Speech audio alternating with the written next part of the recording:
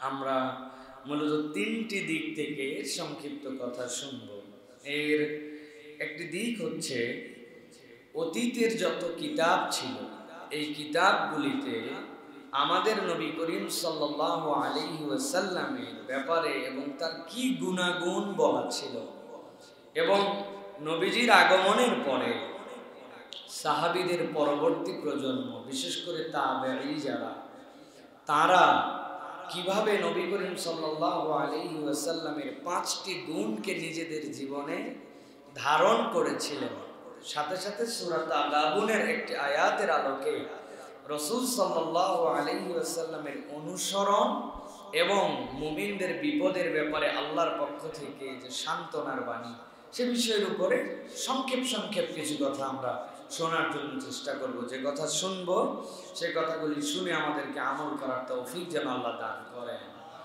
প্রথমে আমি আজকে আপনাদের কাছে কুরআনুল কারীমের 64 নম্বর সূরা তাগাবুনের 12 নম্বর আয়াতে কারিমা এবং তার পরের অংশ 2টি আয়াত তেলাওয়াত করেছি। এই আয়াতে কারিমা এত পাওয়ার, এত ওয়েট, এই আয়াতে কারিমা এত মহত্ব, এত বড়ত্ব, যদি সামর্থ্য থাকতো পুরা পৃথিবী প্রত্যেকটি ঘরে এই আয়াতে কারিমা ঈমানদার যারা তাদের ঘরে লটকায় দিতে পারলে ঈমানদাররা তার প্রতিদিনের যাবতীয় শক্তির উৎস আল্লাহ রাব্বুল আলামিনের কালামের যে নূর, ওই নূর এই আয়াত দ্বারা তাদের ঘরে তারা উদ্ভাসিত করে ফেলতে পারে।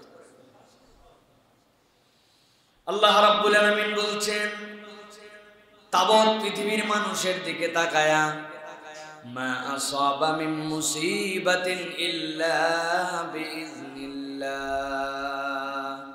দুনিয়ায় তোমাদের কত ধরনের বিপদ হয়, কত ধরনের অসুস্থতা আসে, কত ধরনের সমস্যায় তোমরা জর্জরিত হয়ে যাও, চলতে ফিরতে বিপদ, রিজিকের টানাটানি, নানান ধরনের পরীক্ষা।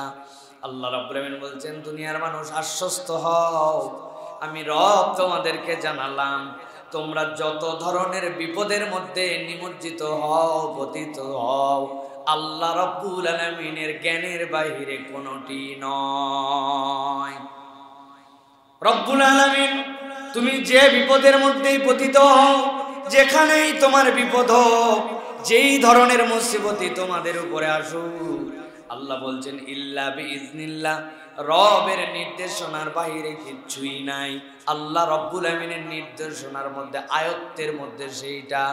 আল্লাহ বলছেন তবে আমি রব জানালাম তুমি যে বিপদে পড়লে, তুমি যে মুসিবতে পড়লে, আল্লাহর জ্ঞানের মধ্যে দিয়ে যে মুসিবত তোমার উপরে আসলো, আল্লাহর নির্দেশনার আলোকেই যেটা তোমার উপরে আপতিত হয়েছে, বান্দা তুমি ঘাবড়ায় যেও না, বান্দা তুমি রবের উপরে ভিন্ন রকম একটি ভরসা করো। আল্লাহ বলছেন ওয়া মাইয়ুমিন বিল্লাহি ইয়াহদি কলবাহু, আল্লাহ বলছেন তবে জেনে রাখো যে আল্লাহতে বিশ্বাস করে আল্লাহ তার অন্তরকে হেদায়েত দিয়ে দিবে। আল্লাহ রাব্বুল আলামিন মূলত বুঝাতে চান, মুফাসসিরিন কেরাম ব্যাখ্যা করেছেন, আল্লাহ মূলত বুঝাতে চান আমার বান্দাদের মধ্যে 2 ধরনের বান্দা থাকবে। এক ধরনের বান্দা তাকদীরের উপরে বিশ্বাস করবে, আরেক ধরনের মানুষ তাকদীরের উপর বিশ্বাস করবে না। যেই ব্যক্তি তাকদীরে বিশ্বাস করে, খায়রিহি ওয়া শাররিহি মিনাল্লাহ বলে, আল্লাহর পক্ষ থেকে কল্যাণ ও কল্যাণ উভয়টা আসে, দুনিয়ার যত বড় বিপদ তার উপরে আসুক না কেন, ওই ব্যক্তিটা বেকার হয়ে যাবে না, অস্থির হয়ে যাবে না, বেসামাল হয়ে যাবে না। বরং তাকদীরে যার বিশ্বাস নাই সে অস্থির হবে, বেসামাল হবে, এদিক ওদিক দৌড়াদৌড়ি করবে। আল্লাহ রাব্বুল আলামিন এই জন্য বলছেন জেনে রাখো মাইয়ুমিন বিল্লাহ ইয়াহদি কলবাহু আল্লাহু বিকুল্লি শাইইন আলিম। আমার বান্দা জেনে রাখো যা দুনিয়াতে ঘটে আল্লাহর সব বিষয় সর্বজ্ঞাত আছেন। অতএব আল্লাহর কথা এইটা প্রমাণ করে যে তাকদীরে বিশ্বাস করে আল্লাহর প্রতি ঈমান আনবে, যত বড় বিপদ হোক না কেন, বিপদ যিনি দিয়েছেন উদ্ধার করানোর জিম্মাদারিও সেই আল্লাহ। একবার গভীরভাবে কথার মধ্যে ঢোকেন, নিজের হৃদয় দিয়ে উপলব্ধি করেন আপনার অফিসে আপনাকে নিয়ে সমালোচনা করে, বেতনটা ম্যানেজার কি কারণে যেন বন্ধ করে রেখেছে, ওই অফিসের বেতন বন্ধ করার রুল, ওই অফিসের আপনার যে দায়িত্বের রুল সবগুলি প্রতিষ্ঠানের মালিক যে তার নখদর্পণে সেই এই রুল প্রণয়ন করেছে, আপনার উপরে অ্যাপ্লাই করেছে ম্যানেজার, আপনার উপরে অ্যাপ্লাই করেছে আপনার সুপারভাইজার। কিন্তু আপনার যিনি মালিক, যিনি ও আইনের প্রণেতা, যেই আইনের বলে ম্যানেজার সুপারভাইজার আপনাকে দেখভাল করে, আপনাকে বিভিন্ন ধরনের মনে হচ্ছে আমার জন্য কষ্টের বিভিন্ন উপলক্ষ তৈরি করে দিচ্ছে, ওই অফিসের মালিক আপনাকে ডেকে বলতেছে, বেটা ম্যানেজারও আমার অধীনে, তত্ত্বাবধায়ক আমার অধীনে, সুপারভাইজারও আমার অধীনে, আইনও আমি নিজে বানাইছি, তুমি চিন্তা করে না মুসিবত আসুক তাদের কাজ তাদেরকে করতে দাও, আর দেখে নিব আমি যেহেতু অফিসের কর্মকর্তা, যদি কোনো কর্মকর্তার উপরে অফিসের মূল মালিক, প্রতিষ্ঠানের মূল মালিক এই কথা বলে, তাহলে ওর নিচের লোক যা যাই করুক না কেন ওই লোকের জন্য কোনো ভয় পাওয়ার কারণ আছে? বুঝে থাকলে বলেন ভয় পাওয়ার কোনো কারণ আছে? না। আল্লাহ রাব্বুল আলামিন বলছেন, মা আসাবা মিন মুসিবাতিন ইল্লা বিইذনিল্লাহ ওয়া মান ইউমিন বিল্লাহি ইয়াহদি কলবাহু ওয়াল্লাহু বিকুল্লি শাইইন আলীম। এই দুনিয়ার মানুষ বিপদের স্রষ্টা রব্বুল আলামিন, তবে আল্লাহ বলছেন তুমি যদি প্রকৃত মুমিন হতে পারো, আমি রব যে বিপদ দেই সে নিজেই দায়িত্ব নিলাম, তোমার অন্তরকে আমি আল্লাহ রব্বুল আলামিন হেদায়েত দিয়ে দিব। অতএব ভয় পাওয়ার কোনো কারণ নাই বান্দা, তোর রব তোকে ছেড়ে যায় না।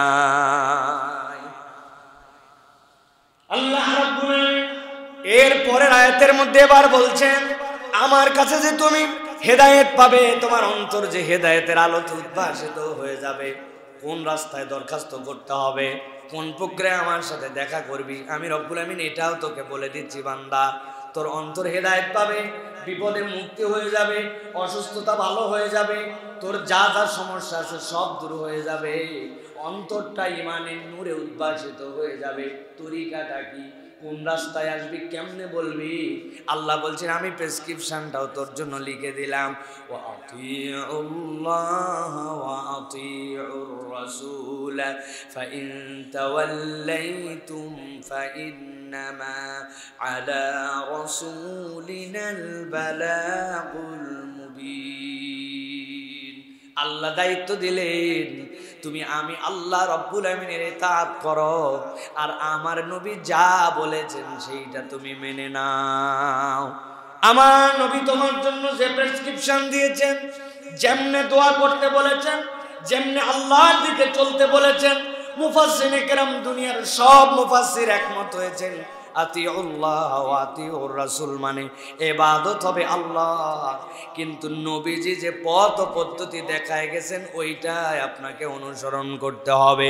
কেউ যদি আল্লাহ নবীর তরিকায় আল্লাহর ইবাদতকে তার জীবনে পছন্দ করে নেয়, নবীর সুন্নাত তার মাথায় ধরুক না ধরুক, সে আল্লাহর নবী করেছেন আর কোনো জিজ্ঞাসা না করে সেইটাকে মহব্বত করে ফেলে, আল্লাহ রাব্বুল আলামিন ওই বান্দার যাবতীয় গুনাহ খাতা সব মাফ করে দিয়া তার ইবাদত গুলাকে কবুল করে নিয়ে ওই বান্দাকে মুমিন হিসাবে আল্লাহর দপ্তরে লিখে নিবে। নবীজি সাল্লাল্লাহু আলাইহি সাল্লাম হাদিসের মধ্যে বলছেন, গভীর মনোযোগে বুঝার হাদিস, হৃদয় দিয়ে অনুভব করার হাদিস। নবীজি সাল্লাল্লাহু আলাইহি সাল্লাম বলছেন, এই দুনিয়ার মানুষ কিয়ামত যেদিন হয়ে যাবে, এরপরে আল্লাহ রাব্বুল আমিন যখন ডাক দিবেন, দেওয়ার পরে যখন রব্বুল আমিন ডানপন্থীদের আমলনামা ডান হাতে দিয়ে দিবেন, নেককারদের আমলনামা ডান হাতে দিবেন, এরপরে বাম যাদের আমলনামা তাদেরকে দিয়ে দিবেন, এরপরে ফেরেশতারা তাদেরকে ডাক দিয়ে বলবে, সালামুন কাওলাম মির রব্বির রহিম, রবের পক্ষ থেকে তোমাদের প্রতি সালাম। বান্দা এত উত্তেজিত হয়ে যাবে, আল্লাহ কোরআনে বলছেন, ওয়ায়ানকালিবু ইলা আহলিহি মাসরুরা, ছাগলের বাচ্চা হওয়ার পরে যেরকম লাফায়, গরুর বাছুর হওয়ার পরে যেরকম লাফায়, আল্লাহ রাব্বুল আমিনের বান্দারা আনন্দে লাফাইতে লাফাইতে পরিবারের কাছে চলে যাবে, দেখো দেখো আমার আমলনামা। ফেরেশতারা ডাক দিয়ে বলবে, আরো কথা তোমার বাকি আছে, জান্নাতে তুমি কোথায় থাকবে তোমার লোকেশন তো এখনো বলে দেওয়া হয় না। সুবহানাল্লাহ। কিয়ামতের ময়দানে ওই ফায়সালার পরে জান্নাতে যখন যাবে, ইমানদাররা জান্নাতে যাবে, কিন্তু সব জান্নাতি একটা বড়াই জান্নাতে যাওয়ার আগে করতে পারবে না। জান্নাতের মধ্যে প্রবেশ করে ফেলেছে, এক জান্নাতে আরেক জান্নাতীকে জিজ্ঞাসা করবে, ও জান্নাতি ভাই, তুমিও জান্নাতে আমিও জান্নাতে, দেখা করতে চাই। বিকাল বেলা তো একটা মজলিস হয়, মজলিসে তো সকলে হাজির হয়, কিন্তু জান্নাতে কোথায় তোমার বাড়ি? জান্নাতে থাকো কোথায়? ওই দিন এক শ্রেণীর জান্নাতি বুকের মধ্যে বাড়ি দিয়ে বলবে, যেমন তেমন জায়গায় আমার বাড়ি নয়, জান্নাতে আমার বাড়িটা কিন্তু একটু ভিন্ন জায়গায়। দুনিয়ার বুকে মানুষ দেখবেন গর্ব করে, অনেক সময় ব্যক্তির পরিচয় যাই হোক না কেন, আমার বাড়ি কোথায় এটার মধ্যে ফুটানি আছে। অনেক আগে গুলিস্তানে এক লোকের সাথে দেখা হয়েছিল, আমার কেন জানি মনে হচ্ছে এই লোকটাকে আমি কোথায় জানি দেখছি, অনেক সময় মনে হয় না। আমি বললাম, চাচা আপনার বাড়ি কোথায়? দেখলাম লোক পিক আপে উঠে গেছে, বলে রাষ্ট্রপতি ওর বাড়িতে ঢুকবে, আর আমার বাড়িতে পা না দিয়া। বললাম, বাবারে বাবা। জিজ্ঞাসা করলাম, বাড়ি কোথায়? আর আপনি এত গরম মানেন? বলে কিশোরগঞ্জ। বিরাট বড় গরম। তো আমি বললাম, চাচা বিশাল জায়গায় আপনার বাড়ি, কিন্তু গুলিস্তানে কি করেন? ওই গাড়টি ধোয়ায়, বুঝেন নাই? মাথায় করে বড় বড় গাড়টি ধোয়ায়, এইরকম গরম। আরেকজনের সাথে আরিচা ঘাটে দেখা হয়েছে, চাচা আপনার বাড়ি কোথায়? কয় স্বরাষ্ট্রমন্ত্রী ওর বাড়িতে ঢুকবে, আর আমার বাড়ির আঙ্গিনায় পা না দিয়ে সম্ভব? যা। জিজ্ঞাসা করলাম, বাড়ি কোথায়? এত বড় গরম। মানে সিরাজগঞ্জে তখন স্বরাষ্ট্রমন্ত্রী বাড়ি ছিল, ওনার বাড়ি। আমি বললাম, চাচা আপনি ঘাটে করেন কি? কয় ভ্যান চালায়। কিন্তু গরম আছে 100। ভালো করে বোঝেন, অমুক মাদ্রাসার পাশে আমার বাড়ি, অমুক বড় প্রতিষ্ঠানের পাশে আমার বাড়ি, অমুক মসজিদের ধারে আমার বাড়ি, মানুষ এই পরিচয় দেয়। কিন্তু জান্নাতে যাওয়ার পরে এক শ্রেণী সেদিন বুকের মধ্যে বাড়ি দেওয়ার পরে পরিচয় দিবে। জান্নাত তো অনেক বড়, অনেক লোকেশনে অনেকের বাড়ি থাকতে পারে, যেমন তেমন জায়গায় আমার বাড়ি নয়। আমার বাড়িটা হচ্ছে মুহাম্মদুর রাসূলুল্লাহ সাল্লাল্লাহু আলাইহি ওয়াসাল্লামের সাথে। নবীজি বলছেন, মান আহাব্বা সুন্নতি ফাকাদ আহাব্বানি ওয়া মান আহাব্বানি কানা মাই ফিল জান্নাহ। নবী বলছেন, জেনে রাখো, আমি নাই, কিন্তু আমার সুন্নাত তোমাদের সামনে আছে। যে আমার সুন্নাতকে বিনা বাক্য ব্যয়ে মেনে নিল, কেন, কি কারণে, করলে কি ফায়দা, না করলে কি ক্ষতি, কিচ্ছু জিজ্ঞাসা করে নাই। আমার নবীর সুন্নাত আমি মেনে নিয়েছি। আল্লাহ নবী বলছেন, জীবন্ত মুহাম্মদুর রাসূলুল্লাহ সাল্লাল্লাহু আলাইহি সাল্লামকে ভালোবাসলে যেরকম আমার সুন্নাতকে ভালোবাসার ফজিলত এমন। সুবহানাল্লাহ। আর রিওয়ার্ডটা কি? আল্লাহ নবী বলছেন, সেই ব্যক্তিটা জান্নাতে আমার সাথে থাকবে। আল্লাহ রাব্বুল আলামিন বলছেন, মুসিবত আল্লাহ দেন, উদ্ধার আল্লাহ করবেন, ভয় পেও না। তবে তরিকাটা বলে দিলাম, ওয়াতিউল্লাহ ওয়াতিউর রাসূল, আল্লাহ এবং তার রাসূলের ইতাআত করো। ফাইন তাওয়াল্লাইতুম, তবে জেনে রাখো, মনে করতেছো বাবা নবীর অনুসরণ করা লাগবে, করলে নবীর মর্যাদা বাড়বে, আল্লাহর অনুসরণ করা লাগবে, আল্লাহর বোধহয় ঠেকা পড়ে গেছে দলে লোক বাড়ানোর জন্য। আল্লাহ থ্রেড দিয়ে বলে দিয়েছেন, ফাইন তাওয়াল্লাইতুম ফাইন্নামা আলা রাসূলিনাল বালাগুল মুবিন। নবী আপনাকে যদি একজন অনুসরণ না করে, আপনার কথা যদি না শুনে, কিচ্ছু তাতে আপনার যায় আসে না। আল্লাহর কাছে নির্ধারিত মর্যাদা আপনার জন্য সংরক্ষিত আছে।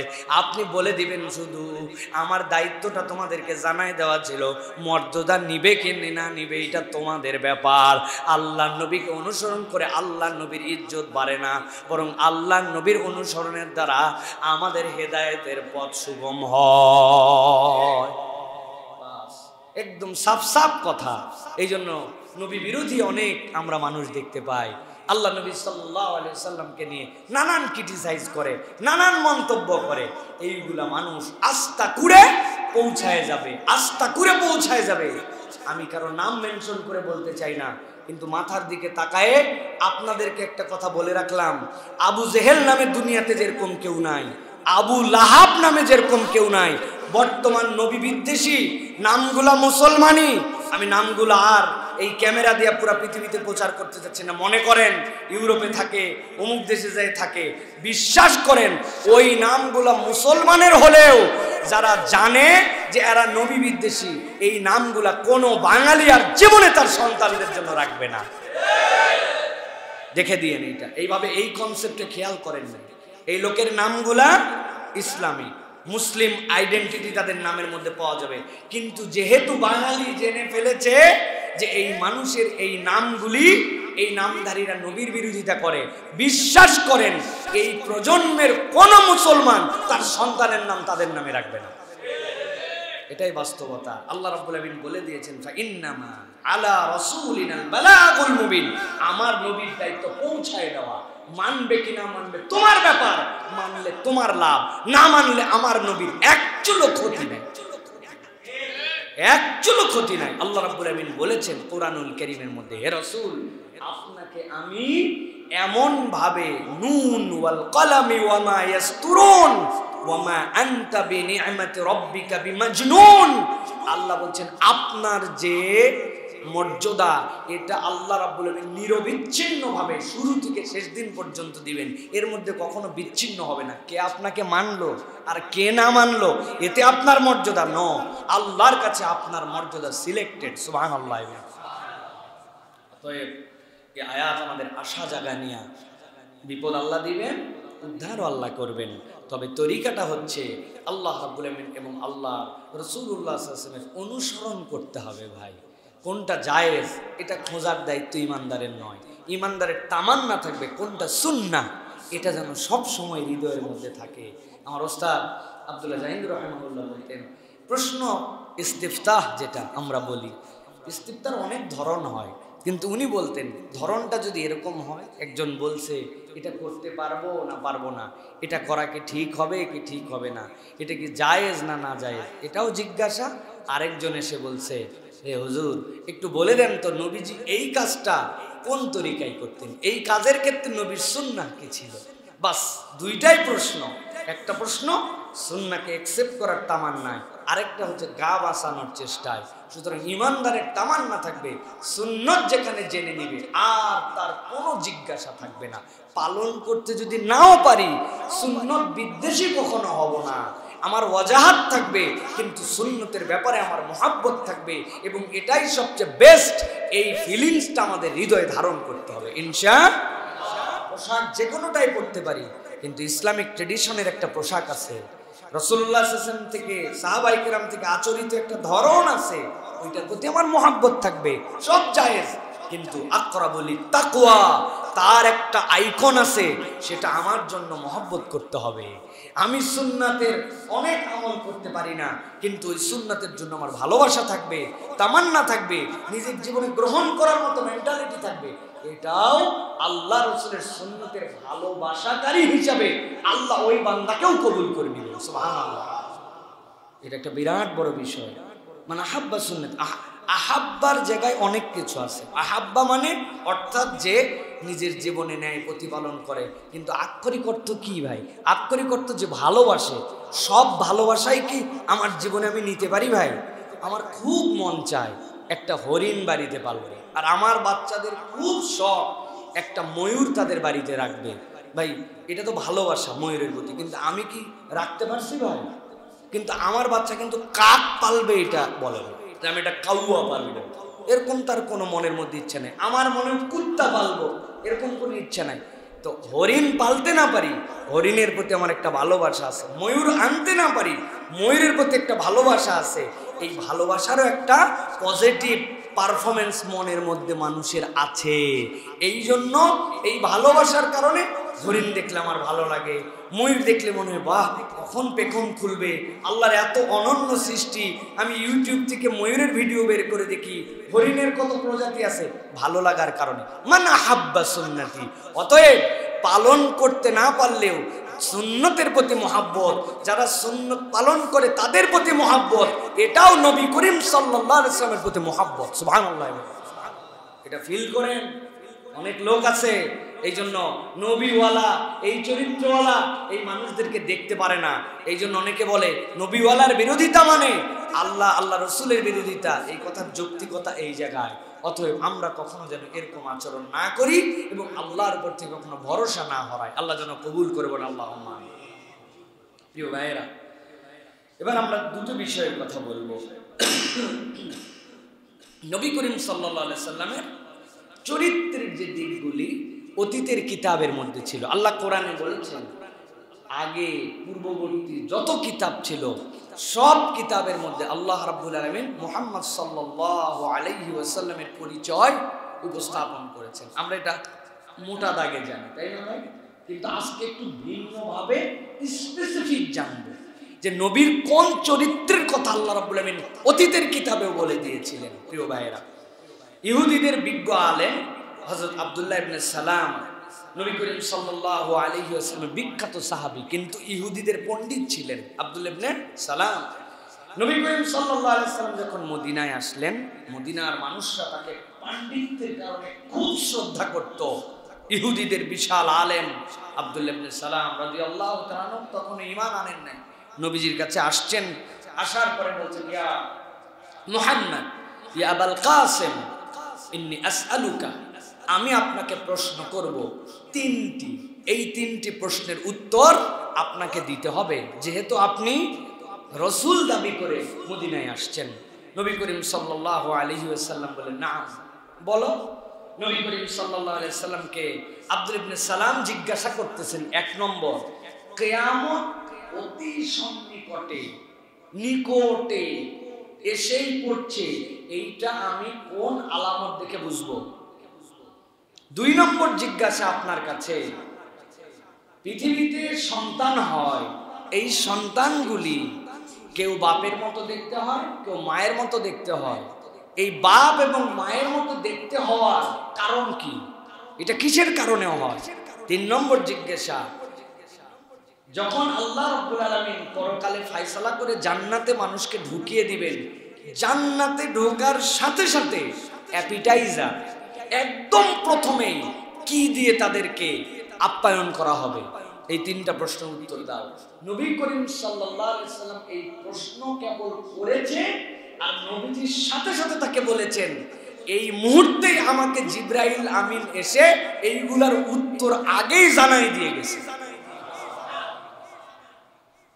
নবীজি সাল্লাল্লাহু আলাইহি ওয়াসাল্লাম আব্দুল্লাহ ইবনে সালাম যখন জিজ্ঞাসা করলেন, বলেন, ইয়া রাসূলুল্লাহ, কিয়ামত অতি সন্নিকটে আসার আলামত কি? জান্নাতের প্রথম আতিথ্যতা কি হবে? পিতামাতার সন্তান আকৃতিতে আসার সূত্রটা কি হবে? নবী বললেন, জিবরাইল আমাকে জানাই দিয়ে গেছে। এই জ্ঞান আমার নিজের পক্ষ থেকে নয়, এই জ্ঞানটা আল্লাহ রাব্বুল আমিন আমাকে জানিয়েছেন। নবীজি উত্তর দিলেন, ও আব্দুল্লাহ ইবনে সালাম, জেনে রাখো, যখন কিয়ামত অতি সন্নিকটে অনেক আলামত প্রকাশ পাবে, কিন্তু শেষ আলামত হবে এমন একটা আগুনের স্ফুলিঙ্গ বের হয়ে যাবে, ধোঁয়া কুণ্ডলি পাকায়া আগুনটা মানুষকে দাবড়াইতে শুরু করবে। আগুন দাবড়ায়া মানুষকে পূর্ব থেকে পশ্চিমের দিকে নিয়ে যাবে। বুঝে ফেলবে কিয়ামতের সিঙ্গার বাঁচি আর অল্পক্ষণ বাকি আছে। এইটাই হবে কিয়ামতের অতি সন্নিকটের আলামত। দুই নম্বরে, তুমি জিজ্ঞাসা করেছ জান্নাতে যাওয়ার পরে অনেক খাবার দেওয়া হবে। আল্লাহ কোরআনেও বলেছেন, সেই জায়গাতে তোমাদের জন্য ফল দেওয়া হবে। ওই ফলগুলি তোমাদের জন্য বিভিন্ন ধরনের স্বাদের হবে। কিন্তু জান্নাতে ঢোকার পরে অ্যাপিটাইজার প্রথমেই কোন খাদ্য দিয়ে তাকে আপ্যায়ন করা হবে? নবীজি বললেন, এটা দুনিয়ার মতো নয়, তবে আল্লাহ রাব্বুল আমিন মাছ রাখবেন একটা, ওই মাছের কলিজার ছোট্ট ছোট্ট টুকরা দিয়া জান্নাতীদেরকে প্রথম আল্লাহ আপ্যায়ন করাবে। এরপরে তার ৩ নম্বর প্রশ্ন, ও মুহাম্মদ সাল্লাল্লাহু আলাইহি ওয়াসাল্লাম, বলুন, পৃথিবীতে নারী পুরুষের আমাদের সন্তানদের যে আকৃতি হয়, এই আকৃতি হওয়ার ক্ষেত্রে এইটার সূত্রটা কি?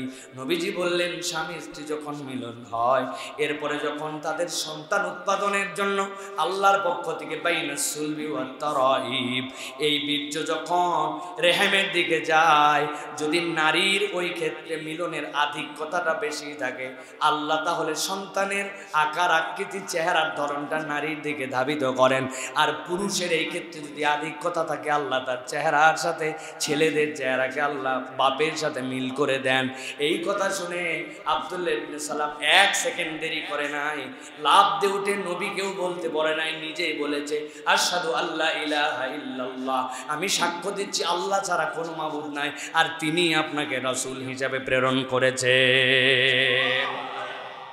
কিতাব ছিল, এই যে কিতাবগুলি যেই কিতাবগুলির মধ্যে নবী করিম সাল্লাল্লাহু আলাইহি সাল্লামের এই চরিত্রগুলো বলা ছিল, তারা বলছেন এই যে মানুষটি, যেই মানুষটি এই কথা বললেন, আমি সাক্ষ্য দিচ্ছি এই কথা এমনি এমনি কোনো মানুষ বলতে পারে না। এই কথাগুলির প্রমাণ আছে। ইমাম বাগাবী তার নিজ সনদে কাব ইবনে আহবার থেকে বর্ণনা করছেন।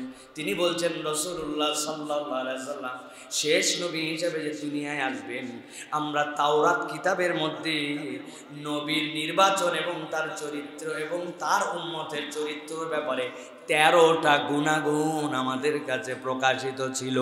আল্লাহর নবী যখন মদিনায় এসেছেন, যাদেরকে সাথে নিয়ে এসেছেন আর যারা প্রথম আল্লাহর নবীর হাত ধরে ঈমান এনেছে, আমরা যারা তাওরাত বিষয়ে পণ্ডিত ছিলাম, আমরা তৎক্ষণাৎ এই 13টা চরিত্র আল্লাহর নবী এবং সাহাবীদের মধ্যে পেয়ে গেছি। সুবহানাল্লাহ। 1 নম্বরে ইমাম বাগাবী বলতেছেন, আহবার রাদিয়াল্লাহু তাআলা বলছেন, 1 নম্বরে নবীজির চরিত্র কি ছিল গভীরভাবে বুঝেন। এইটা আমাদের কিতাবে নয়, আল্লাহ অতীতের কিতাবে তাদেরকে জানিয়ে রেখেছেন। 1 নম্বর চরিত্র ছিল নবীজি সাল্লাল্লাহু আলাইহি সাল্লাম কঠোর মেজাজের লোক হবেন না। মেজাজি মানুষ, বেয়াদব মানুষ অনেক সময় হয়ে যায়, তার মেজাজের কারণে মানুষের কাছে তার আদব লেহাজ থাকে না। 1 নম্বর নবীজি সাল্লাল্লাহু আলাইহি সাল্লাম মেজাজি মানুষ নন।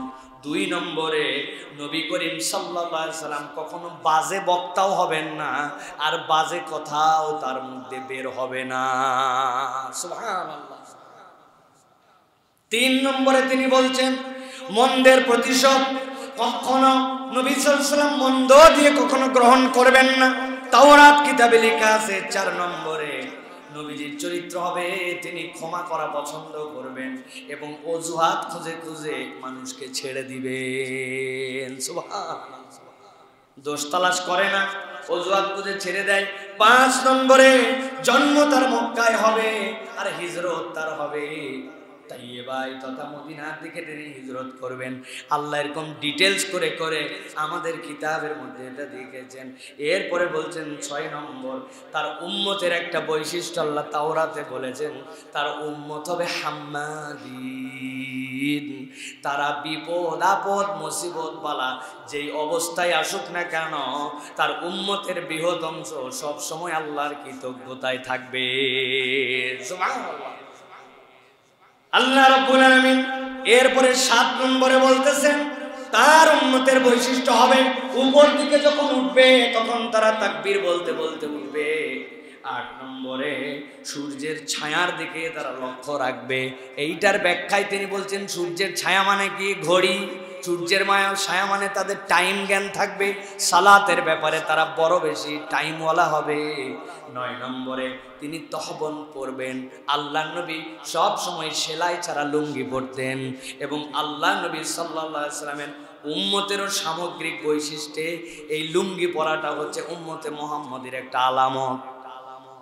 নবীজি সাল্লাল্লাহু আলাইহি সাল্লাম তহবন পরতেন, সেলাই ছাড়া লুঙ্গি, এটাই পয়গম্বরের বৈশিষ্ট্য হবে। 10 নম্বরে অজুর পাত্র দিয়ে তার হাত সব সময় পরিষ্কার থাকবে। তার মানে তাদের শরীয়তে এমন বিধান থাকবে অন্য কোনো উদ্দেশ্যে হাত পরিষ্কার করার নিয়ত না থাকলেও তাদের অজুটাই হবে তাদের হাত পরিষ্কার করার মাধ্যম। সুবহানাল্লাহ। এরপরে তিনি বলতেছেন 11 নম্বর হবে তাদের আজান হবে উচ্চকিত, তাদের যে আহ্বান হবে সে আজানটা হবে উচ্চকিত, লাউড স্বরে এটা আসমানে মুখরিত হবে। 12 নম্বরে যুদ্ধের কাতার তাদের হবে নামাজের মতো সোজা, এত বেশি সোজা তারা গুরুত্ব দিবে। নবীজি সাল্লাল্লাহু আলাইহি ওয়াসাল্লাম যুদ্ধে যখন যেতেন তার হাতে যে তীর থাকতো, অনেক সাহাবী বলতেছেন কাতার সোজা করার সময় এমনভাবে নবীজি সামনের দিকে সোজা করতেন, কারো যদি পেট আগায় থাকতো মনে হতো যেন পেট ফুটা হয়ে যাবে। তিনি বলছেন এটা তোমাদের কথা নয়, এটা তাওরাতের মধ্যে লেখা ছিল। 13 নম্বরে রাতের তিলাওয়াত এবং জিকির হবে নবী করিম সাল্লাল্লাহু আলাইহি ওয়াসাল্লামের মধুমক্ষিমার মতো শব্দে। গুঞ্জরণ একটা থাকবে কিন্তু চিৎকার থাকবে না। এইটা হবে নবী এবং নবীওয়ালাদের চরিত্র। হযরতে কাবে আহবার বলতেছেন এই চরিত্রগুলির কথা আল্লাহ তাওরাত কিতাবে লিখে রেখেছিলেন, আর আমরা আমাদের পয়গম্বর আসার সাথে সাথে এই চিহ্ন চিহ্নগুলা দেখে ফেলেছিলাম। এই জন্য আল্লাহ যাদের কপালে হেদায়েত রেখেছিলেন, কোরআনের কাছে যাওয়া লাগে নাই, তাওরাত দিয়ে ওই মানুষরা ঈমান এনে ফেলেছিল। মানে নতুন কিতাবে আসতেই হয় নাই, তার আগেই আল্লাহ রাব্বুল আলামিন তাদের ঈমানে উদ্ভাসিত করে দিয়েছিলেন। অতএব এই গুণাগুণ, এই চরিত্র যেগুলি ওই তাওরাতের মধ্যে লেখা ছিল, আমরা এখন এই যুগে কত অবস্থায় আমরা নিজেদেরকে নিমজ্জিত করেছি একটু ভেবে দেখেন। আমাদেরকে দেখে কি কেউ ঈমান আনবে ভাই মনে হয়? এখন আমরা বলি কোরআন পড়ে, ইসলাম জেনে, হ্যাঁ, তারপরে এই যুক্তি শুনে মানুষ ঈমান আনতেছে, আমরা বলছি, তাই না? কিন্তু এই যে চরিত্রগুলোর কথা, এই চরিত্রগুলোর জন্য কোরআন পড়তে হয়েছে। তারা আবু বকর রাদিয়াল্লাহু আনহুকে দেখছে, তারা নবীজিকে দেখেছে, তারা দেখছে এই মানুষগুলো কমল চরিত্রের, বাজে কথা বলে না, বদরাগী নয়, এই মানুষগুলো রাত্রে সালাতে দাঁড়ায়, এই মানুষগুলার গুঞ্জরণ, এই মানুষগুলোর আচার আচরণ অনন্য। অতএব প্রিয় ভাইয়েরা, আমরা নিজেদেরকে পরিবর্তন যদি করতে চাই, তাহলে আমাদের নিজেদের খুলুসিয়াতের জায়গায় পরিবর্তন আনতে হবে। আমাদের খুলুকি সুন্নাতগুলি আমাদের হৃদয়ে ধারণ করতে হবে ভাই। টুপি তো আমরা পরি, দাড়ি আমরা রাখি, পাগড়িও আমরা পরি, জুব্বাও আমরা পরি, নামাজও আমরা পড়ি, কিন্তু আমাদের খুলুকি যে চরিত্র, ওই চরিত্রটা কিন্তু পরিবর্তন হচ্ছে না। হাদিসের সংজ্ঞা কি? হাদিসের সংজ্ঞা কি? মা উযীফা ইলান নবী সাল্লাল্লাহু আলাইহি ওয়াসাল্লাম মিন কাউলিন আও ফি'লিন আও তাকরীরিন আও সিফাতিন খালকিয়াতিন আও খুলুকিয়া। নবীজির এই খুলুকি চরিত্রটা আমাদের মধ্যে নাই। তিনি কিভাবে হেসে কথা বলতেন, তিনি কখনো বদরাগ করতেন না, তার অসভ্যত শব্দ চয়ন ছিল না, তিনি খারাপকে খারাপ দিয়ে কাঁটা তোলার মতো আচরণ তার মধ্যে ছিল না, মানুষের দোষ তালাশ করে তাকে ফাঁসায় দেওয়া তার চরিত্র ছিল না, তিনি মানুষকে ক্ষমা করতেন। রাসূলুল্লাহ সাল্লাল্লাহু আলাইহি ওয়াসাল্লাম হই হট্টগোল অযথাই করতেন না, ফাও আড্ডাবাজি করতেন না। এই যে চরিত্রগুলি ভাই, এই চরিত্রগুলি কি বাহিরে পোশাক আশাক দাড়ি টুপি দিয়ে প্রকাশ করা যায়, নাকি মন থেকে পরিবর্তন করতে হয়? তাহলে আমাদের এই খুলুকি চরিত্রে পরিবর্তন লাগবে ভাই, এই মনটা আমাদের পরিবর্তন লাগবে। উপরে আমরা বিরাট ঠিকঠাক, ভিতরে আমরা সদরঘাট, তাহলে তো হলো না প্রিয় ভাইরা আমাদের জন্য। এই জন্য এই পরিবর্তন দরকার। আমি 5টি ছোট্ট উদাহরণ দিব তাবেঈদের জীবন থেকে, ছোট্ট ছোট্ট 5টা দিয়ে আমরা কথা শেষ করে ফেলবো প্রিয় ভাইরা। খেয়াল করেন তাবেঈগণের কিছু আমল, যে আমলগুলি তারা তাদের জীবনে নিয়েছিলেন। 5টা পয়েন্ট বলবো। 1 নম্বর, সালিম ইবনে আবিল জাদ থেকে বর্ণিত, হযরত সালিম বলতেছেন, আমি একবার যায়েদ সালাম ইবনে রবিয়ার কাছে গেলাম। তিনি বিখ্যাত একজন তাবেঈ ছিলেন, সালাম ইবনে রবিয়া। তিনি বলতেছেন যে আমি মনে করলাম আজকে রাতটা আমি যায়েদ ইবনে রবিয়ার কাছে থেকে যাই। উদ্দেশ্য কি? বলছেন তিনি রাত্রে কি আমল করেন আমি একটু দেখে নিয়ে আমার পরিবর্তন করতে চাই। আমরা যেরকম অমুক ডিপার্টমেন্টে অমুক অফিসে যাই, কি জন্য ভাই? ব্যবসা করে আপনি এত সফল হলেন, আপনার ব্যবসাটা কেমনি করেন, কোন টেকনিকে বিনিয়োগ করেন, আমরা ব্যবসা শেখার জন্য যাই না ভাই? ডাক্তারের পাশে বসে থাকি কেন? নতুন ডাক্তার, অভিজ্ঞতা কম, উনার কাছ থেকে অভিজ্ঞতা নিয়ে ডাক্তারিতে যেন ভালো ডাক্তার হতে পারে, আমরা এটা করি। বক্তার সাথে ঘোরে, ভাই আপনি উঠার আগে 10 মিনিট আমারে দিয়েন, আর বক্তার সাথে থেকে বক্তা কিভাবে কথা বলে এটা রপ্ত করার চেষ্টা করে।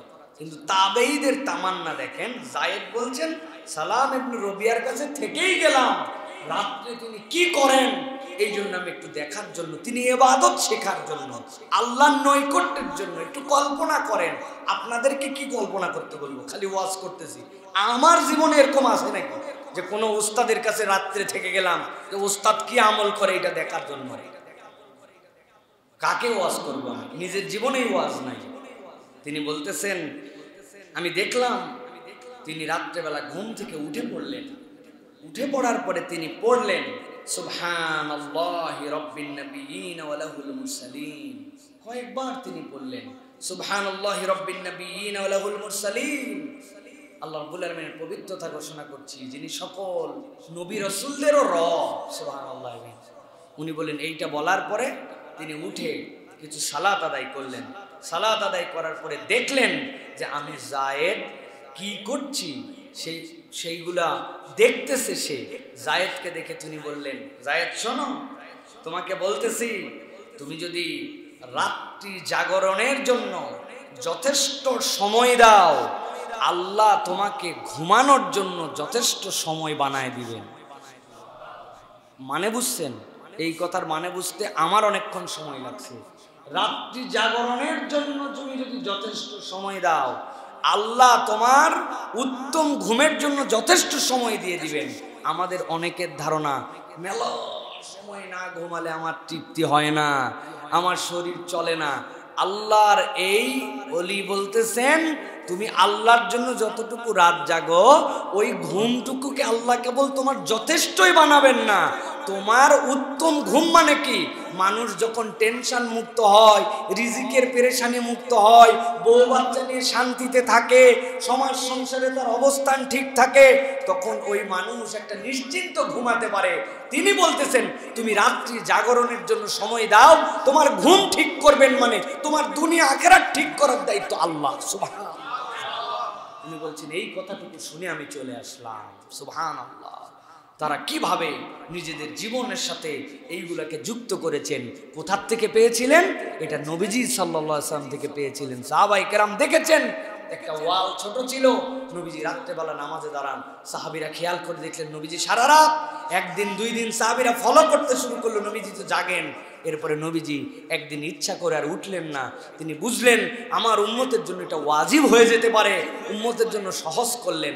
কিন্তু আল্লাহর নবীর এটা তবিয়ত ছিল, ওই গুণটা তাবেঈদের মধ্যে রিফ্লেক্ট করেছিল, ওই গুণটা সালেহিনদের মধ্যে রিফ্লেক্ট করেছিল। অতএব আমাদেরও রাত্রি জাগরণের একটু অভ্যাস করতে হবে। এই যে বললাম উত্তম খুলুকি চরিত্র নিব, কেমনে আসবে? ইনস্টল না করলে কেমনে আসবে? আমি উঠছিলাম হচ্ছে আরিচা ঘাট দিয়ে যাব নদীর ওই পারে ঝিনাইদার মাহফিলে। যাওয়ার পরে উপরে উঠেই মোবাইল হাতে নিলাম, দেখে দেখে আসরের নামাজের শেষ হোক তাড়াতাড়ি করে 2 রাকাত সালাত আদায় করে নিলাম। এক মুরব্বী পিছনে বসা, উনি এসে বলতেছে, বাবা বুঝলাম না, আমি ফেরির উপরে উঠার পরে কোন দিকে নামাজ পড়বো লোকজনকে জিজ্ঞাসা করে খুঁজে খাজে, একজন বলে এদিক, একজন এদিক, একজন বলে না দুটার মধ্যে বাঁকা, তুমি আসলে দাঁড়ালে নামাজ পড়ে চলে গেলে, বাপ কি ব্যাপার, কেমনে? কিন্তু ঠিকই পড়ছো তুমি, আমার যেদিক দেখাইছে না জিজ্ঞাসা করে তুমি ঠিক পড়ছো। বললাম, চাচা আমার মোবাইলে একটা কম্পাস আছে, ওইটা উত্তর দক্ষিণ ডিটেক্ট করে, তার বিপক্ষেই হচ্ছে পূর্ব পশ্চিম, তো ডব্লিউ যেখানে তীর চিহ্ন সেখানে, ওইটা দেখ হায় হায়, এটা তো আমার দরকার, আমার মোবাইলে একটু দেওয়া যাবে। আমি চিন্তা করলাম সোয়াব কামানোর তো এটাই সুযোগ, এই লোক যত নামাজ পড়বে ঠিক করে তত সোয়াব পাবো। বললাম দেন, মোবাইল আমার হাতে দিছে, দেখি নোকিয়া 3220। এখন বুঝে থাকলে বলেন ভাই, নোকিয়া 3220-এ কি এই অ্যাপস ইনস্টল করা যাবে? এখানে কি প্লে স্টোর আছে? এখানে কি আই স্টোর আছে? বুঝাতে চাচ্ছি, বলতেছি নবীর চরিত্র নিয়ে নিব, আমি সুন্নতের মহাব্বতে চাঙ্গা হয়ে যাব, কিন্তু আমি নবীর এই যে সফটওয়্যার যেটা দিয়ে আমার দিক ঠিক হবে, মন ঠিক হবে, সেই তরিকাই ইনস্টল করি নাই।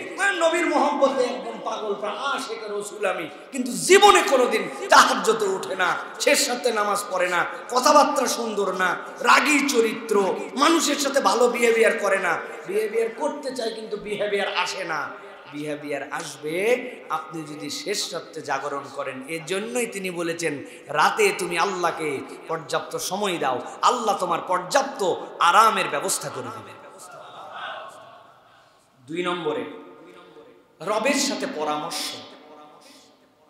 রবের সাথে পরামর্শ করে কাজ করা। ভালো করে খোঁজেন, খেয়াল করেন।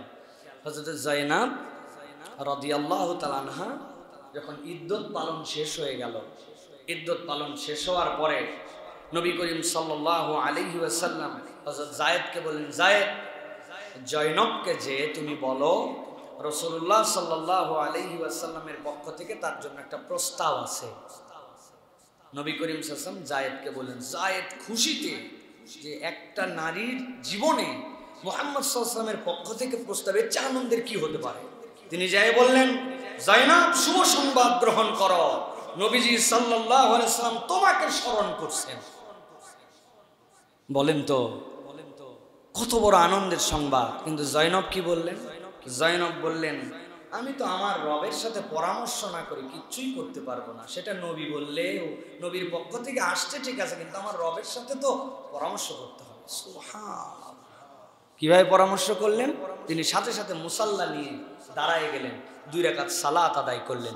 তিনি যখন সালাত আদায় করছেন, আল্লাহ নবীর ওহী আসছে, মা কানা মুহাম্মাদুন আবা আহাদিম মির রিজালিকুম ওয়ালাকিন রাসূলুল্লাহি ওয়া খাতামান নবিয়্যিন। যতই পালক পুত্র বলো, পালক পুত্র কখনো নিজের পুত্র নয়। আল্লাহর শরীয়ত কিয়ামত পর্যন্ত মানুষের মধ্যে প্রতিষ্ঠিত করার জন্য নবী, এই বিবাহের ঘটক আল্লাহ, আল্লাহ বিবাহের প্রস্তাব দিয়েছেন। নবী স্বয়ং জয়নবের কাছে চলে আসছেন। সুবহানাল্লাহ! দ্রুত সিদ্ধান্ত, আল্লাহর সাথে পরামর্শ। তিনি নবী পছন্দ করতেন, নবীর কথা শরীয়ত এটা জানতেন, কিন্তু তারপরেও তিনি চিন্তা করেছেন আমি 2 রাকাত সালাত করি, আল্লাহর কাছে এই ফায়সালাটার ব্যাপারে কৃতজ্ঞতা জানাই। আমরা আমাদের কত সিদ্ধান্ত, কত ফায়সালা, কত পরামর্শ, কত যৌক্তিকতা আমাদের সামনে আসে। আমরা কি 2 রাকাত নামাজ পড়ি, সালাতুল হাজত পড়ি, দৌড়াদৌড়ি কত দিকে করি। এই জন্য আমি ক্ষুদ্র ভাষায় একটা কথা বলি ভাই, ইমানের আমাদের লেয়ারটা ঠিক আছে কিনা, এটা নিম্নস্তর মাপার একটা মেশিন আছে, দুধ মাপার ল্যাক্টোমিটার আছে, থার্মোমিটার আছে জ্বর মাপার, হ্যাঁ, বিভিন্ন ধরনের আবহাওয়া মাপার জন্য মিটার আছে, গরম মাপার জন্য মিটার আছে। ইমানের একটা মিটার আছে। আপনি বিপদে পড়বেন, মুসিবতে পড়বেন, বালা মুসিবত আসবে, অনেক কিছু হবে। এমন মুসিবতে পড়ছি, মনে পড়বে মুরব্বী ওই লিডারটার কাছে গেলে উপকার হবে, সচিবকে একটু বললে হবে, আমার উমুক আত্মীয়র কাছে বললে উপকার হবে। ইসলাম এইগুলাকে নাজায়েজ বলে নাই, কিন্তু ইমানের মিটারটা হচ্ছে আপনার বালা মুসিবত বিপদ আপদ সব কিছুতে মামা খালু সচিব লিডার আব্বা নেতা পয়সা, ওইগুলার আগে আপনার আল্লাহর কথা আগে মনে হয় কিনা। যদি সবার আগে আল্লাহর কথা আগে মনে হয়, তাহলে বুঝবেন বাকি ঠিক আছে। আর আল্লাহর কথা যদি মনে না হয়, নতুন করে আপনার ঈমানকে রিনিউ করতে হবে, আপনাকে আপনার মনকে ওটার জন্য প্রস্তুত করতে হবে। প্রিয় ভাইয়েরা, এটা হযরত যায়নাব বিনত জাহাশ রাদিয়াল্লাহু তাআলার আমল থেকে প্রমাণিত। তিনি বলছেন আমি আমার আল্লাহর সাথে একটু পরামর্শ করে নেই। আল্লাহ দ্রুততার সিদ্ধান্ত আসমান থেকে ওহী দিয়ে কার্যকর করে দিয়েছেন। সুবহানাল্লাহ! এটা হচ্ছে আমাদের মধ্যে ইনস্টল করার মতো বিষয়। 3 নম্বরে 3টা গুণ, যে গুণের কারণে আমরা ইমানের স্বাদ অনুভব করতে পারবো। আমরা ইমানের স্বাদ পাই, তাই না ভাই? ইমানের টেস্ট কিরকম? হোয়াটস দ্য টেস্ট অফ ইমান? বলে ঝালের স্বাদ কেমন ভাই? লবণ লবণ নাকি? ঝালের স্বাদ লবণ লবণ? লবণের উপরে যদি ওই যে পিঁপড়াকে ভুল দেখানোর জন্য লিখে দিয়েছেন চিনি, তাহলে কি কাজ হবে ভাই? পিঁপড়াকে চিনি পড়ে যাবে ওই জায়গায়, সে টেস্ট দেখে যাবে। তো ইমানের টেস্টটা কেমন? প্রিয় ভাইয়েরা, সাহাবী বলতেছেন আনাস ইবনে মালিক, সালাসুন মান কুন্না ফিহি ওয়াজাদা বিহিন্না হালাওয়াতাল ঈমান। 3টা জিনিস যদি কারো মধ্যে থাকে, তাহলে সেই ব্যক্তি ঈমানের স্বাদ পেয়ে যাবে। সুবহানাল্লাহ বলেন। বলবো? আপনারা তো জানেন হয়তো, তারপরে আরেকবার স্মরণ করায় দেই। প্রিয় ভাইয়েরা, হযরত আনাস বলছেন ঈমানের স্বাদ যদি কেউ পেতে চায়, আমার নবীজি বলছেন 3টা গুণাগুণ যদি তার মধ্যে থাকে, সে ঈমানের স্বাদ পেয়ে যাবে। সালাসাতুন মান কুন্না ফীহি ওয়াজাদা বিহিন্না হালাওয়াতাল ঈমান। যার ভিতরে 3টাই গুণাগুণ আছে, সে ঈমানের টেস্ট পায়। 1 নম্বরে মান আহাব্বাল মারআ লা ইউহিব্বুহু ইল্লা লিল্লাহি আযজা ওয়া জাল্লা। কেউ যদি কাউকে ভালোবাসে, নিরেট কেবল আল্লাহর জন্য ভালোবাসে, আল্লাহর জন্য ছাড়া অন্য কারণে তার ভালোবাসা নাই। রবের জন্য ভালোবাসা, আল্লাহর জন্য ভালোবাসা, এর মানে হচ্ছে কোনো ইমানদার প্রতি সে বিদ্বেষ পোষণ করে না, বরং ইমানদারকে ইমানের কারণে ভালোবাসে। অর্থনৈতিক সম্পর্ক নাই, তার সাথে লাভ লোকসানের হিসাব নাই, তার সাথে আমার দুনিয়ার কোনো ধরনের লেনদেন নাই। কেবল সেই ইমানদার আমি ইমানদার, সে আল্লাহর বান্দা আমি আল্লাহর বান্দা, তাকে আমি যদি ভালোবাসি কোনো স্বার্থে নয়, আল্লাহর জন্য। কেউ যদি সত্যি সত্যি আল্লাহর জন্য কাউকে ভালোবাসে, হৃদয়ের মধ্যে সে ইমানের মজা অনুভব করবে।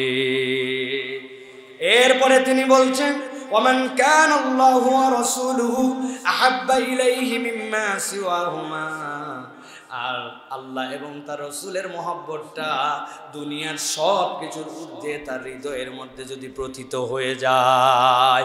দুনিয়া একদিক, আল্লাহর মহব্বত একদিক, দুনিয়া একদিক, স্ত্রী বাল বাচ্চা একদিক, নবীজির মহব্বত একদিক। যদি আল্লাহ এবং তার রাসূলের মহব্বত প্রকৃতার্থেই কেউ হৃদয়ে ধারণ করে নিতে পারে, দুনিয়ার বুকে সে ঈমানের স্বাদ পেয়ে যাবে। সুবহানাল্লাহ। এরপরে হযরতে আনাস বলছেন, ওয়ামান কানা আইয়ুকযাফা ফিন-নারি আহাব্বা ইলাইহি মিন আন ইয়ারজিআ ইলাল কুফরি বা'দা ইয আনকাযাহু আল্লাহু সুবহানাহু ওয়া তাআলা মিন। কোন ব্যক্তি হেদায়েতের রাস্তা যদি পেয়ে যায়, জাহান্নাম থেকে নিষ্কৃতি হয়ে সে যদি মুমিন হয়ে যায়, সে আবার হেদায়েত মুক্ত হইয়া সে খারাপ পথে যাওয়াকে সেই রকম ভয় করে যেন আগুনের মধ্যে তাকে ফেলে দিলে যেরকম ভয় করে। বান্দা জেনে বুঝে যেরকম আগুনে ঝাঁপ দিবে না, আগুনে হাত দিবে না, আগুনে নিমজ্জিত হবে না, হেদায়েত পাওয়ার পরে সে কখনো আর আল্লাহর রাস্তা থেকে পিছু টান নিবে না। এই তিনটা গুণ যদি তার মধ্যে থাকে, আল্লাহ আল্লাহ রসুল এক নম্বর মহাব্বতের, দুনিয়ায় কাউকে ভালোবাসলে কেবল আল্লাহর জন্যই ভালোবাসে, হেদায়েতের রাস্তার উপরে অটল অবিচল হয়ে চলার চেষ্টা করে। এই তিনটা জিনিস যার মধ্যে আছে, সে তার চলাফেরায় আল্লাহর দ্বীন আর ঈমানের ভালোবাসাটা অন্তরে অনুভব করবে। সুবহানাল্লাহ। এইটার উপর আলাদা একটা খুতবাই হতে পারে, কারণ এই বিষয়গুলি ছোট্ট কথা, কিন্তু এটার অনেক লেয়ার আছে, এটা অনেক কিছু বোঝার মতো আমাদের মধ্যে আছে প্রিয় ভাইরা। অতএব এটা আমাদের হৃদয় ইনস্টল করে নিতে হবে, বারবার নবায়ন করতে হবে। অনেক কিছু ভুল বুঝবে, কিন্তু ওইটা অন্তর দিয়ে আবার বিশুদ্ধ করতে হবে প্রিয় ভাইরা। 4 নম্বর, প্রত্যেক ভালো গুণের আপদ আছে। এটা আমার যারা তালেব ইলম ভাইরা আছেন তাদের জন্য খুব গুরুত্বপূর্ণ প্রিয় ভাইরা, এবং আমার যারা জেনারেল মুসল্লি আছেন তাদের জন্য প্রত্যেক ভালো গুণের আপদ আছে। গুণ যেরকম আছে, আপত্তিটার আছে। কথাগুলি ভালো করে বুঝেন। 10টি বিষয়ের কথা বলবো যে গুণগুলি উত্তম, কিন্তু বিপদগুলি চরম। 1 নম্বরে ইবনে আনউম রাহমাহুল্লাহ বলতেছেন যে যেই গুণ তাকে উচ্চকিত করতে পারত, কিন্তু এই গুণাগুণের সাথে আপদগুলো যুক্ত হতে তাকে শেষ করে দিতে পারে। 1 নম্বর, ইবাদতের আপদ হচ্ছে রিয়া, লোক দেখানো। 2 নম্বর, সহিষ্ণুতার আপদ হলো নীচতা এবং বশ্যতা। খুব সহিষ্ণু মানুষ, কিন্তু এই সহিষ্ণুতাকে নিজ বানায় ফেলে, কারণ বশ্য হয়ে যায়। সে আর তখন সঠিক ব্যাঠিক আর চিন্তা করে না, তার সহিষ্ণুতার কারণে বশ্যতা স্বীকার করে ফেলছে। 3 নম্বরে, লজ্জার আপদ হলো দুর্বলতা। লাজুক, লজ্জা পছন্দ, কিন্তু এই লজ্জা যেন আপনাকে দুর্বল চিত্ত না করে। 4 নম্বরে, বিদ্যার আপদ হলো ভুলে যাওয়া। শিখেছি অনেক কিছু, কিন্তু ভুলে যায়। 5 নম্বর, জ্ঞান বুদ্ধি আপদ হলো অহমিকা।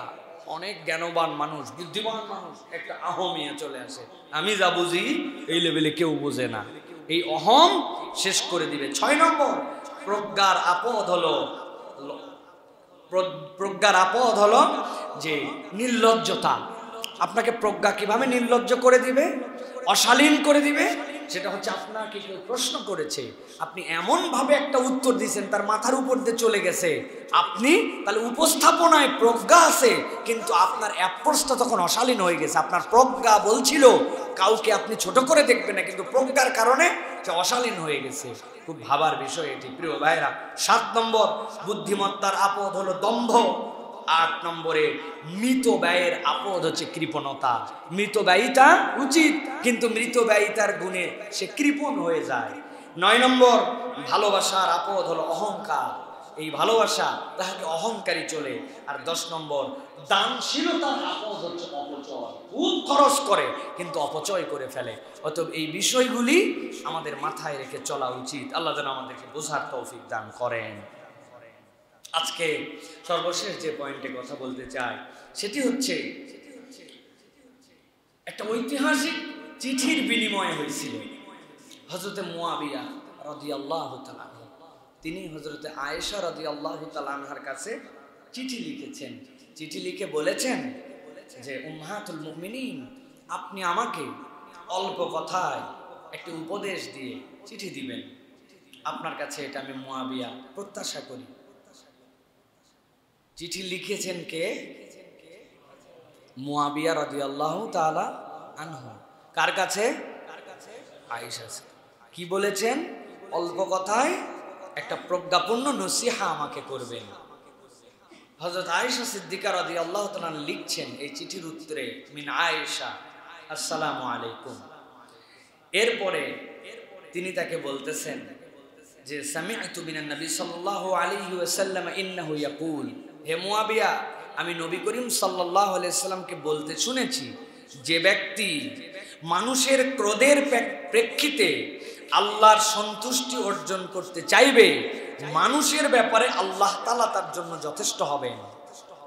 আর যে ব্যক্তি আল্লাহর ক্রোধের বিনিময়ে মানুষের সন্তুষ্টি অর্জন করার জন্য এগিয়ে যাবে, আল্লাহ রাব্বুল আলামিন তাকে মানুষের মুখাপেক্ষী বানায় দিবেন। আসসালামু আলাইকুম। চিঠি শেষ। কি বলেছেন? দুনিয়ায় অনেক কাজ থাকবে, যেই কাজ আল্লাহর জন্য কিন্তু করলে মানুষ রাগ করে ফেলতে পারে। আমি হিসাব করি নাই, আমার আল্লাহকে খুশি করতে চাচ্ছি আমি, লোকের রাগ। আল্লাহ বলতেছেন নবীর মাধ্যম দিয়ে, আয়েশা রাদিয়াল্লাহু আনহা চিঠি লিখে জানাচ্ছেন, আপনার যদি ইন্টেনশন এমন হয় তাহলে মানুষকে আল্লাহ রাব্বুল আলামিন আপনার বশীভূত করে দিবেন। আর আপনি যদি আল্লাহর ক্রোধের বিনিময়ে মানুষের সন্তুষ্টি অর্জন করতে চান, এমন আইন, এমন কাজ, এমন কথা শরীয়তে ছাড় দিয়ে দিচ্ছেন, আপনি মানুষ যেন হ্যাপি হয় এই জন্য এরকম কাজ করতেছেন। একজন এসে বলছে এই প্রোগ্রাম করা যাবে কিনা, যেটা ইসলামের সাথে যায় না। আপনি চিন্তা করছেন জনগণের প্রত্যাশা, মানা করে দিলে আমার জনপ্রিয়তা কমে যাবে।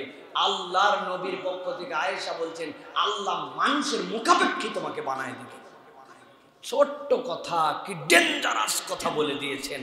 অতএব আমাদের টার্গেট থাকবে আল্লাহকে সন্তুষ্ট করা। মানুষের মালিক আল্লাহ, আল্লাহ রাব্বুল আলামিন মানুষকে আমাদের তখন মুখাপেক্ষী বানাবেন। আর আল্লাহর অসন্তুষ্টিতে মানুষকে খুশি করতে চাইলে ওই মানুষকে তো খুশি করা যাবেই না, ওই মানুষের দ্বারস্থ আল্লাহ আমাদেরকে বানায় দেবেন। আল্লাহ যেন আমাদেরকে হেফাজত করেন, বলেন আল্লাহুম্মা আমিন। প্রিয় ভাইয়েরা, ভাবে বলেছি ভালো করে, এটার একটা সামারি ছোট্ট একটা নবীজির মুজিজা দিয়ে শেষ করি। এক বেদুইন আবু জেহেলের কাছে এসে উট বিক্রি করছে। আবু জেহেল তো পাওয়ারফুল লোক, টাকা দিবে সন্ধ্যাবেলা বলছে, ধানাই পানাই ধানাই পানাই, টাকা দেয় না। বেদুইন তো নির্বিকার, আমার এইটুকুই সম্পদ, গ্রাম থেকে আসছি, আমার উট নিয়ে দেয় না। চিৎকার করে খানায় খাবার পাশে দাঁড়িয়ে বলেছে, কে আছে যে আমার টাকাটা উদ্ধার করে দিবে? নবীজি পাশ দিয়ে যাচ্ছিলেন, জিজ্ঞাসা করেছেন কি বিষয়? সকালে আমার উট নিয়েছে, এই যে এই বাড়ির লোক। নবী তো বুঝছেন এটা আবু জেহেল, টাকা দেয় না, আমার টাকাটা একটু নিয়ে দিবে, বলে চলো আমার সাথে। নবীজি যাচ্ছেন, আশপাশ থেকে সকলে তাকায় দেখতেছে, খেলা জমবে। আল্লাহ নবী যার সাথে এত দুশ্মনী চলতেছে, সে যাচ্ছে টাকা উদ্ধার করতে, মজা আজকে হবে। আর এইটাকে একদম একটা ছিন্ন মানুষ, যার পক্ষে দাঁড়ানোর কেউ নাই, মুহাম্মদ তারে নিয়ে যাচ্ছে। দরজায় ডাক দিছে, নানান্তা আনা মুহাম্মদ। দরজা খুলছে, দরজা খোলার পরে বলতেছে কি বিষয়? যারা দূর থেকে তারা দেখতেছিল তারা বলতেছে আবু জেহেলের চেহারা এমন বিবর্ণ হলো, মুহাম্মদকে দেখে আমরা চিন্তা করছিলাম বার হয়ে শুরু হবে, দেখি বিবর্ণ। বলে কি বিষয়? বলে এই লোকের উট নিচ্ছে। হ্যাঁ হ্যাঁ হ্যাঁ নিচ্ছি। টাকা দিচ্ছ না যে? বলছে দাঁড়াও দাঁড়াও দিচ্ছি। লোকজন বলতেছে কি আশ্চর্য, মনে হলো আবু শিশুর মতো টাকা এনে দিয়ে দিল। আর ওই বেদুইন নবীকে বলল, মোহাম্মদ তুমি আমার অনেক বড় উপকার করছো, ধন্যবাদ বলে চলে গেল। নবীও চলে গেল। আবু জেহেল খানিকক্ষণ পরে বের হওয়ার পরে বলল, টাকা দিবে না বলে গরম দেখায় গেলে, কোন বাপের বেটা আছে টাকা উদ্ধার করবে? বললো কোনো বাপের বেটাই গেল না, যেটা গেল তোমার সবচেয়ে শত্রু, তার সামনে তুমি শিশু বাচ্চার মতো টাকা দিয়ে দিলে। বলে থামো। মুহাম্মদ সাল্লাল্লাহু আলাইহি ওয়াসাল্লাম যখন আমার সামনে আসছে, দেখি তার মাথার উপর দিয়ে এমন একটা উট, যেই উটের মাথাও দেখতে পাই না, গর্দানও দেখতে পাই না, দাঁতও নাই মনে হয়, কিন্তু উটের অবয়ব নিয়ে দাঁড়ায় আছে। শুধু মনে হচ্ছিল আমি যদি একবার শুধু বলি আমি উট কিনি নাই, বলার সাথে সাথে আমাকে গিলে খেয়ে ফেলতো। বেটা তুমি দেখো নাই, আমি দেখছি এমন জিনিস, মাগ নাই, আমি এত ভয় পাই না। সুবহানাল্লাহ। নবী চলে গেছেন, কিন্তু নবী করিম সাল্লাল্লাহু আলাইহি ওয়াসাল্লাম একটা আদর্শ স্থাপন করে গেছেন। আপনি যদি মাজলুমের পক্ষে থাকেন, আপনি যদি জালেম না হন, আপনাকে আল্লাহ রাব্বুল আলামিন গায়েবী নুসরত দিয়ে মুহাম্মদ সাল্লাল্লাহু আলাইহি ওয়াসাল্লামের উম্মত হিসেবে আপনাকে বিজয়ী করবেন। খবরদার কখনো কোনো জালেমের পক্ষে নেবেন না, কখনো না। মাজলুমের সহযোগী না হতে পারি, জালেমের সহযোগী হব না। কখনো কোনো জালেমের সহযোগী হবেন না। এটা আপনাকে শপথ নিয়ে চলতে হবে। এটা উম্মতে মুহাম্মাদের বৈশিষ্ট্য। আপনি যদি গুণাগুণ অর্জন করেন, আল্লাহ আপনাকে বিজয়ী বানাবেন, রব্বুল আলামিন আপনাকে বিজয়ী দিবেন। অতএব অনেক ধরনের জুলুম, অনেক কিছু চলে, এগুলোর থেকে আমাদের নিজেদেরকে বাঁচায় রাখতে হবে। প্রিয় ভাইয়েরা, আল্লাহ আমাদেরকে তৌফিক দান করেন।